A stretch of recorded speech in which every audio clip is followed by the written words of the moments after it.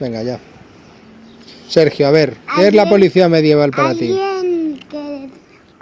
Alguien que defiende las calles. Las calles, ¿y qué más? ¿Qué utilizan? Escudos y palos. Y palos.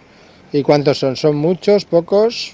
60.000. 60.000. Muchos. ¿Utilizan casco o qué utilizan? Sí, ¿Sí? sí. Ah. ¿Y para ti qué es la policía medieval? Venga, ¿qué es? Lo que vimos una vez que es Lucía Sí. y tiene casco, pero son chicas. ¿Son chicas? No son chicos.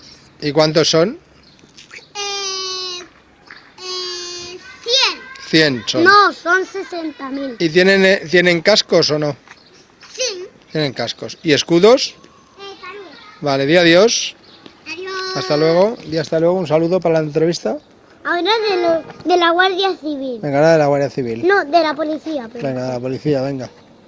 pues ¿Para ti qué es la policía? mi padre policía. No, eso no lo puedo decir. Bueno, he ido en el coche de la policía Mentira. y hemos a veces Ah, a veces, sí. ¿Y qué más? ¿Y qué has hecho? y hemos tocado la sirena. ¿Sí?